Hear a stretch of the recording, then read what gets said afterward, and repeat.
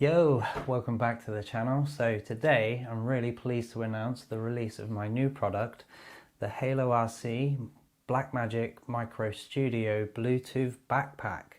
So yeah, I know it's a bit of a mouthful, but essentially what this is a little device that attaches to the back of your Micro Studio camera. It attaches in the LPE6 battery bay, and it connects to the camera using the original button interface. So what this provides is Bluetooth control of the button interface so that you can wirelessly go into the menus and change your settings, or you can start and stop the recording completely wirelessly using a little Bluetooth controller.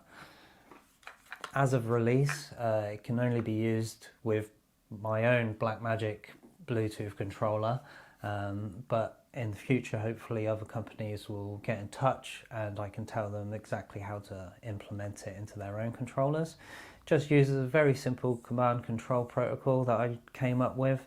You can control it with your phone effectively, although I haven't come up with an app, so it's just it's only usable with the Blackmagic controller, but it is available today as a bundle or individually if you already own the Blackmagic controller.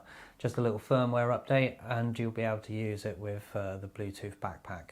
So let me get this camera mounted up onto a tripod and we'll take a closer look and I'll show you how it works. So here's a closer look at the Studio Bluetooth backpack, and as you can see here, it's got the fittings for an LPE6 battery, and it literally just slots into the LPE6 battery bay on the back of the Micro Studio camera, and then it's secured to the camera using the 1/4-20 thread that's in the top of the camera. As you can see here, you can put the bolt all the way through this, so it goes through this, out the other side and into the top of the camera to secure it. On this back panel here you can see it's got these 3 bolts. They're used for mounting different extra parts onto the back of the backpack. So you can see here on mine I've got the SSD drive bay. I've also designed this MPF battery mount that screws into the back so that you can mount a DJI SDR into the back. There's an extra 1/4-20 thread added there. So there's 2 1/4-20 threads in the top of the backpack, and they can be used to also mount accessories. So if you're wanting to mount the SSD drive on the top, I've got a mount for that, and the bolts just sink into there so they don't get in the way. And I've also got one for the MPF battery mount, so if you wanted to mount the DJI SDR on the top there, you can do that too. With one of these M.2 SSD drives, you can just slot it in the back there, and there's a little cutout on the side for one of these tiny little USB-C ribbon cables. Now these little ribbon cables are really good because they're so discreet and small and lightweight, but they can't really handle 60 FPS, so if you want to be using 60 FPS you might need to use the different cable. But you can mount the SSD drive the other way and have a cable coming out here. Now you can see here on the front that I no longer have the original buttons. That's because the Studio Bluetooth backpack uses the button interface to control the camera. So rather than trying to extract all the settings and control the camera over HDMI or SDI or using the USB-C, the best way and the easiest way I found to use it is to just use the original buttons, replace them with a ribbon cable that gets sent up here into the Bluetooth backpack, and the buttons are now relocated onto the top. So you've got power, record, up, down, menu and set, all on the top there. These 2 things here, these 2 white bits, are the LED status lights for the Bluetooth backpack. I'll get into that a little bit later. I can actually show you on this one that's in the middle of being made that the button interface is fed up to the backpack here and distributed down here to this microcontroller, which gives us the Bluetooth control.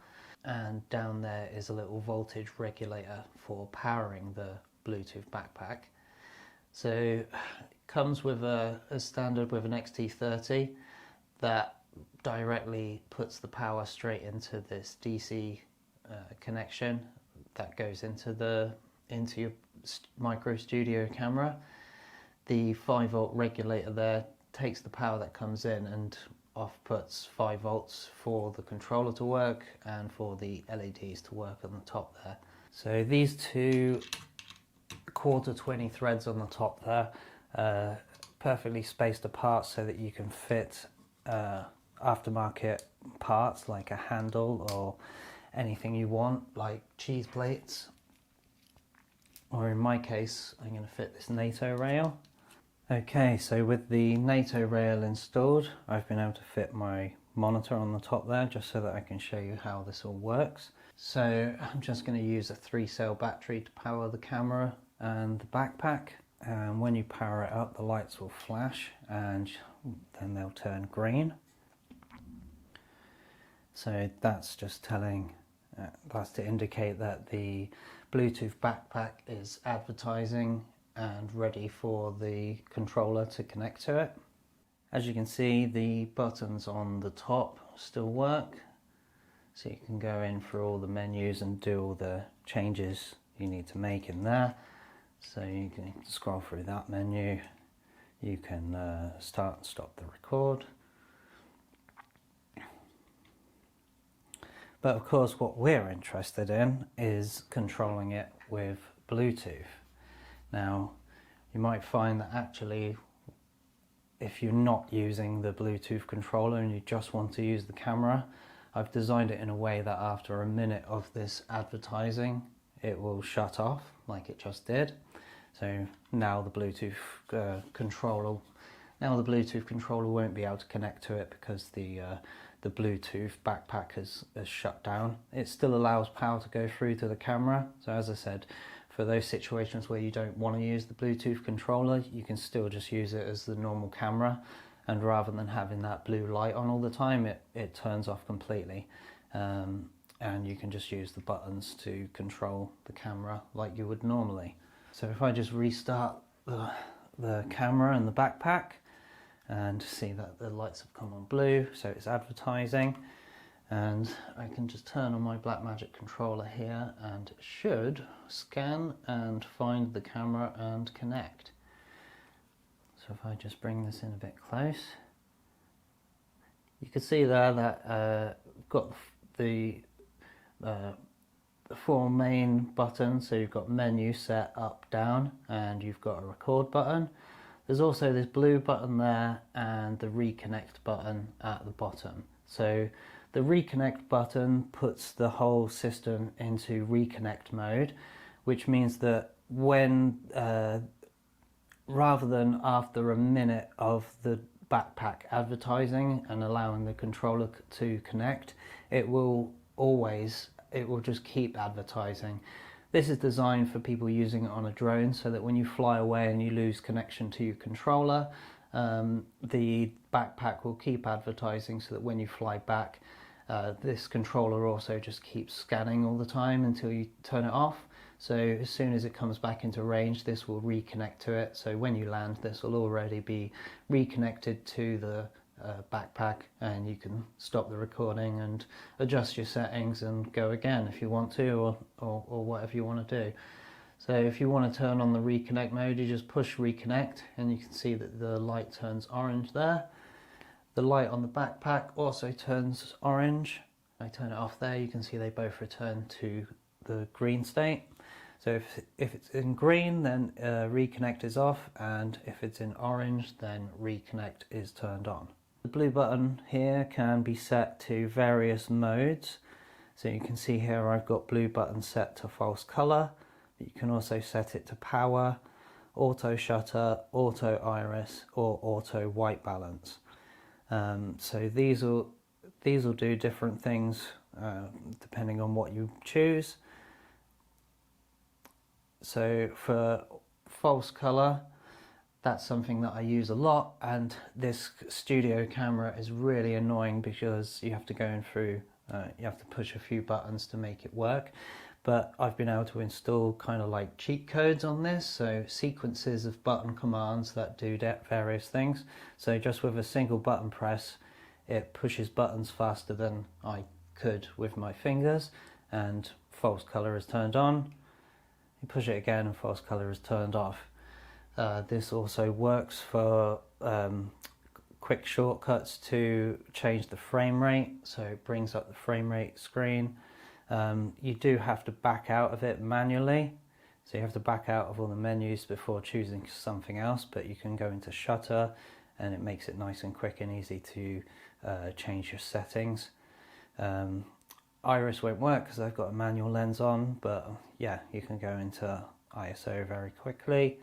As I say, it pushes the buttons faster than you could with your fingers, so yeah, makes it nice and easy to change the settings. But obviously you can just use it normally and go into the menus and choose what you need to do.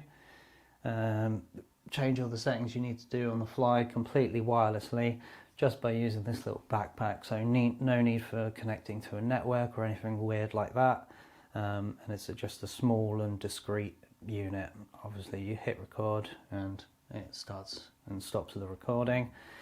This little green thing in the corner is signal strength, so this will turn from green to yellow to orange to red, and finally it will disconnect itself if the signal gets too low. So that will give you a nice little indication of like how far away you can be from it before it starts bugging out. So yeah, when the controller disconnects, the backpack just returns back to its advertising state, so the lights turn back to blue, so that when you turn your controller back on or fly back into range, as soon as it starts scanning it can pick up on it straight away. So it's really quick at reconnecting, and so you can just jump into your menus and change whatever settings you need to change. So yeah, that's how the Bluetooth backpack works. Okay, so hope you like what I've come up with. It's taken me a little while to bring this to market because there's quite a lot of bits that all needed to be done, and I wanted to field test it a bit. So thanks to all the people who've had this for the last few months and have been testing it for me and coming up with extra little ideas for me to get it all nice and as good as it possibly could be before I released it. As always, if you've got any questions, leave them in the comments below and I'll be happy to answer them. In the meantime, head over to the HaloRC website and check out all the details on there and pick yourself one up today. See you in the next one. Laters.